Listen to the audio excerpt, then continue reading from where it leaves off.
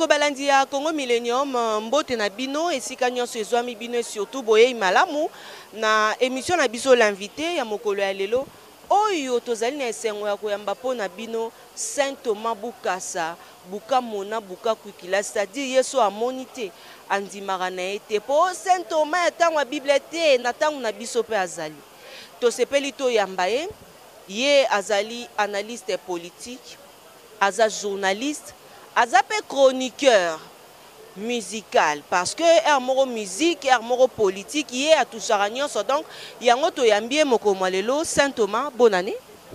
Bonne année Tatiana au sango international, c'est-à-dire que Congo Millennium de makambo oyo bobu ka batu mikolo ya batu basali binoni ni boye Congo Millennium. Non en tout cas bonne année d'abord na balandi yayo na sepelaka na bango mingi baza ebele ba congolais moko très éveillé maël belé et puis toye komi qui savait pas na bango po bango ba mystique baza danger et surtout que tu répondra na mituna otuna biso po na bango.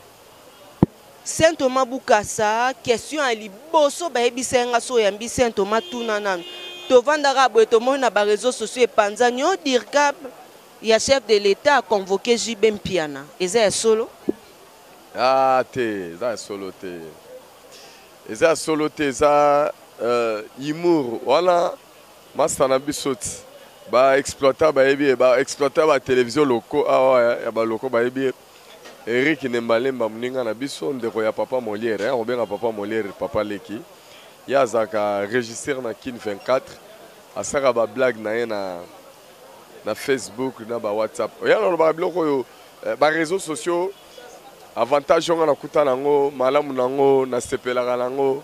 Ezali qui est à 100% à l'okuta Tatiana, na 100% peu à vérité dans Facebook. C'est-à-dire que Facebook nous avons comme venu non, avec tout le monde qui vient Saint Thomas na Tatiana ba man hôtel. Quand tout ça on dit qu'on commente, on se fait remission ya solo. Et pourtant il y a Megine voilà.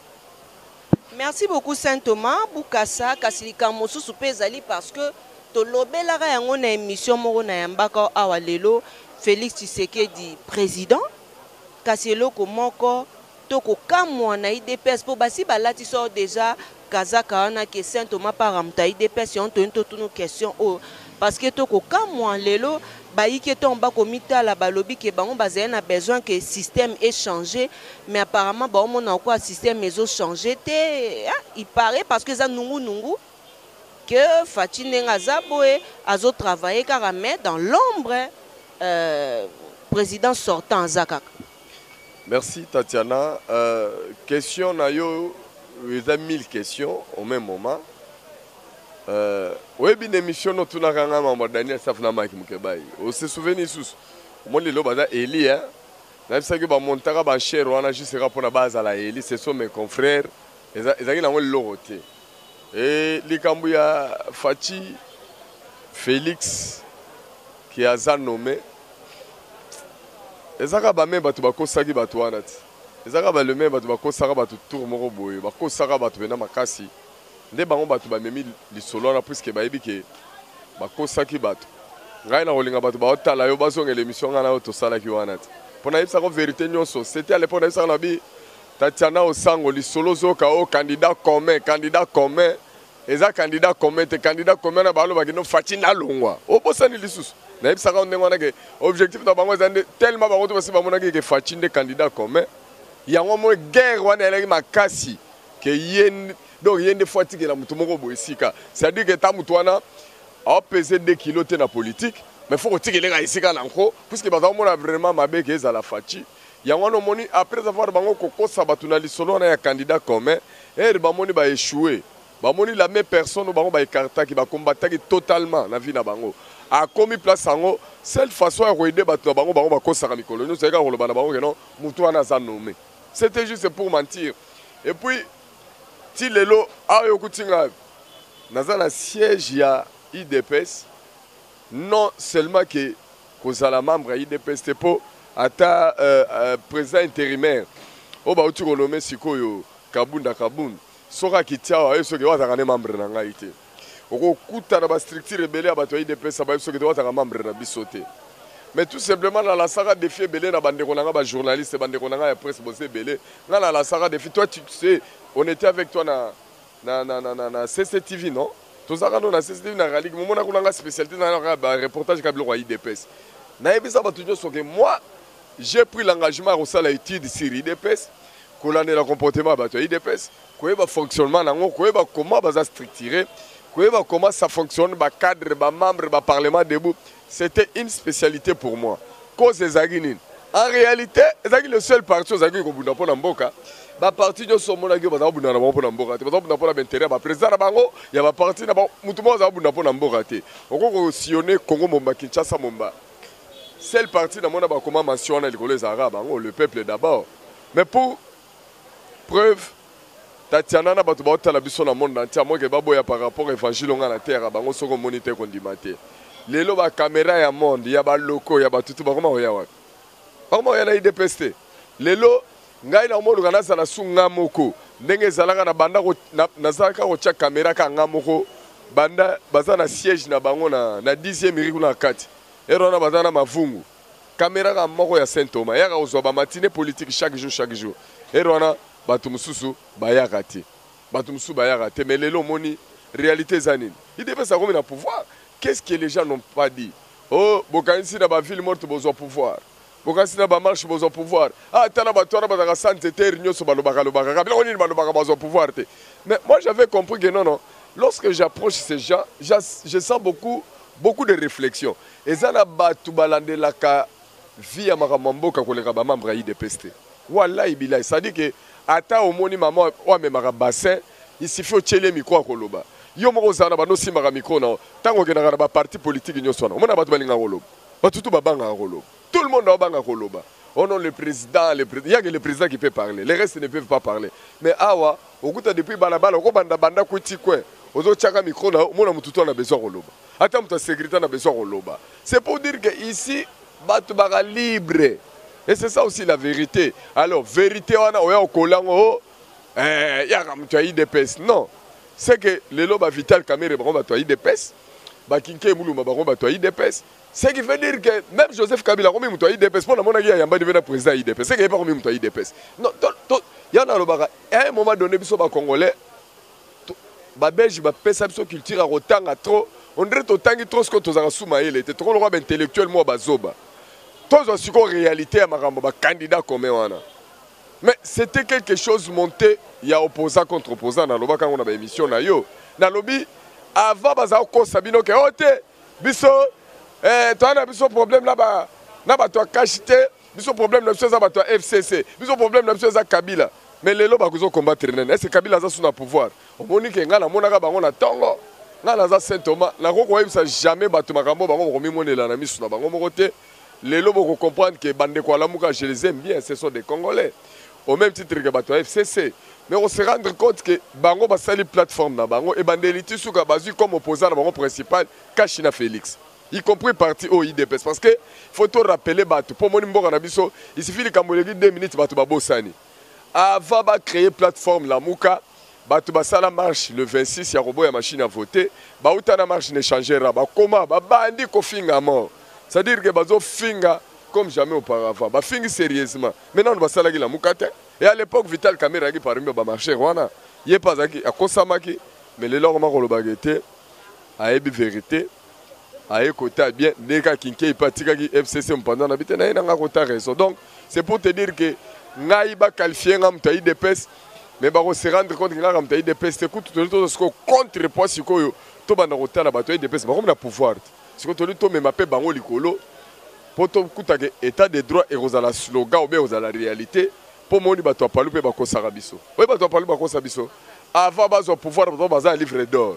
Et nani Lumumba loba na biso boy Lumumba loba na biso boy nzambe loko la ragis c'est ba pesa ba primature gizenga lemba ngoye moko na desa agepema penda donc slogan tout et puis bato palu ba na ba parlement debout na bango ba bataka robina na mbunda baso bina mais ba tika ça que muto apekisa bango et maman on se rendre compte que non seulement ba kosi biso mais biso beto kendaki to kosi bato yango na lelo tandenge pesi Saint Thomas Bukasa, évangile, les araga évangile, lelo, moi namboka, elo kozo sala pasi tango bato bakota la penza, mopandi sango, bazaro mi lobela, tokozela, tokomi komona président sortant na ba réseaux sociaux akene na kin marché asali nini o libanais akomi paniqué alinga sala bo apekisi ye tango tali pe alikambo wana analyse nini yo sali te analyse nga la sali eza analyse d'abord normal na nga ki na profiter na émission na yo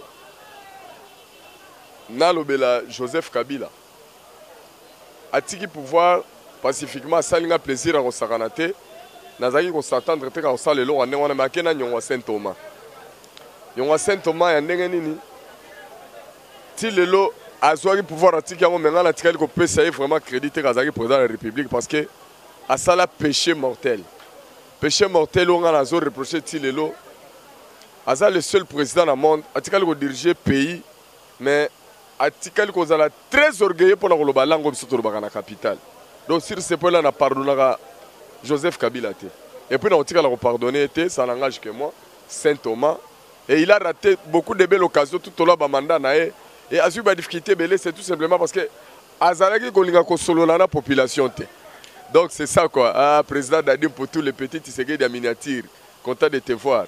Donc Azalaki Moutoumoro, Ali Kozala communion na population qui nous a été à Solo la Rana Bangote.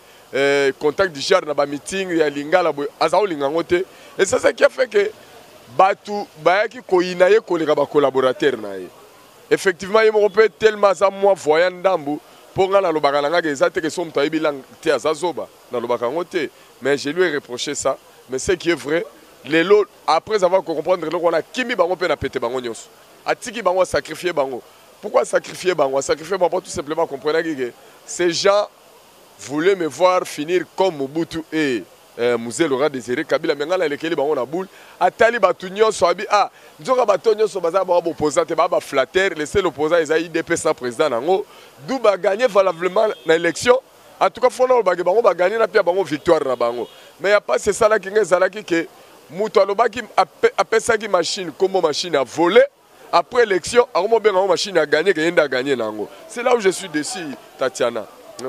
Moi, deux, trois questions.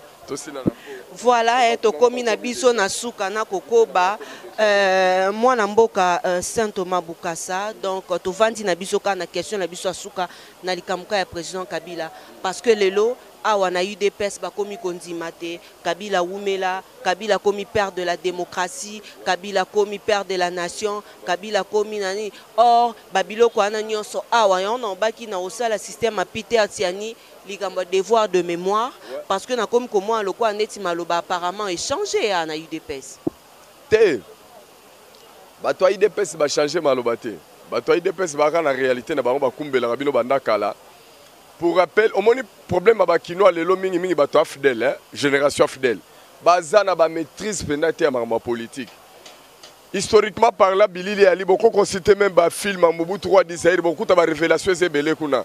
Donc pendant que Tshisekedi le père a opposant principal à Mobutu a eu matanga, Tshisekedi a eu avion en aéroport Badoli taketa na Mobutu na matanga.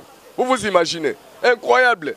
A terre on a ba Mandela na ba sala ki biloko na bango na bande ko na bango na te. Déjà Tshisekedi le faisait.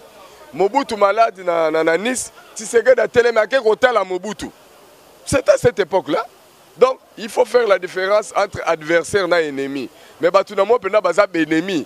Les gens de MLC na IDPS. Wanande so batu batu ninga na bi wana ba ennemi donc apparemment depuis la nuit d'état et Simbakate be la kanangote. Wanande so monana. Mais au moment où batu IDPS na seni bazala raté. Ba yebisa ba parti politique nyonso to changer ata mutu. Batutu ba changer, batutu ba beta kara. Na cour constitutionnelle bazala raté. Toi non na kisasa oyo kaka otambusa pe ba micro ba période dango. Va déposer ma candidature ba président de la République ni yaki après. Bato bazaki laissé bakei comme ça la recours na cour constitutionnelle bino na kisasa ba komi ko sabino ba kolongola pe Félix aza na diplôme te na cour constitutionnelle bo komi pe kondimango bosani ezala ka nengwana to na mboko moko mais bato na batia bango te kuna bato IDPS bazaka na bango na chance te mais bazaki nde tellement na ba droiture et ça là que droiture na bango te memi bango lelo place ba komi ba moni bazu pouvoir na bango pacifiquement siko bolinga nini. Donc, nous avons pouvoir bakangi Kabila batie bino na makala bakangi nde bino bolobi que ne changement de yango na boko sabatu. En réalité batu nyonso bakomi kobanga bazako s'attendre te que président IDPS biloko azako loba ezaki ya solo. Imagine toi Congolais alandaka na information te. Ngai nazako surveiller président IDPS. Depuis ba matinée belé tozwa awa, depuis la campagne alobaka ke biso pouvoir na biso ya réconciliation. Si on somoni muto abo pouvoir de réconciliation, tu n'as yenda problème. Yenda komi problème. Au même titre que banda ko bundisa parti oyo ezaki na raison moko. Pour ils prendre état de droit. Ne combat nyo somoni batoto babundisa IDPS. Ah, yazo prendre état de droit ça la po anini. Po batu mingi ba mesana na mabe voilà pourquoi moni le résultat nango yango yo. Mutu moko abanga tenga po nanga même honorer ngba ko ya na yepe ba osana bango yelo côté. Saint Thomas Boukassa.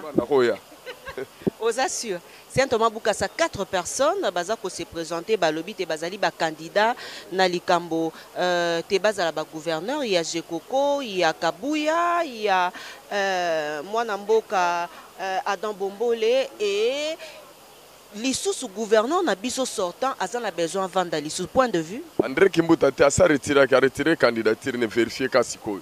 Bozana mino pete a retiré. En plus de cela, au moment où on gouverner, biso sala on va débattre na sénateur parce que batu ba opora bango baza ba député provinciaux. Si ko ba député provinciaux belebe ba oti na mpiaka ba dépasser ba mbongo na bango na ba campagne et comme ma moralité. Est-ce que ça faute na biso tolinga ki ndeboye. Ceux qui va corrompre mutu bango nga ba voter. Et la démocratie de lobina irne, on avait voulu que ça soit comme ça, mais eloko moko batu ba bossa na rande te. Donc ba soda, ba policier, ba service à sécurité ezalaka ya mboka biso nde na ba dictature afdel ba conception na mutu to raisonnaka lokola ba policier na ba soda baza ya Kabila. C'était ça les raisons. Yango no moni ba tebele ba mona ah neni Kabila longo ba soda baza kaka. Ah mura kaka. Ah FARDC ba kaka police azaka pour la ba tebele mona roi eza bongo te. Mais petit à petit boko mesana et ça va aller. T'inquiète tata. Merci Saint. Tengane na remercie fo oya prochainement tout ça lango su ya poser na vrai temps parce que na yebi na tiki bango na soif. Mituna no ezaka kitoko. Mais bande retourne à Pesibino Mbote, Vienanga Maurice Toko, Edi Mwanda Tumba Kolesha, Bolanda Kangai, Awa Epa, Tatiana Millennium, Francos Chimpuki, Batou Basé Belé, Bato Yangai, Gisèle Nguindou, la diva de la presse. Franchement, on est ensemble, pourquoi pas. Edi Kaloubi, les petites séquelles de miniature, c'est-à-dire que l'homme qui a suivi l'idéologie, il est auprès de Martin Faoul, maintenant mon gars, Monte Pelé habité.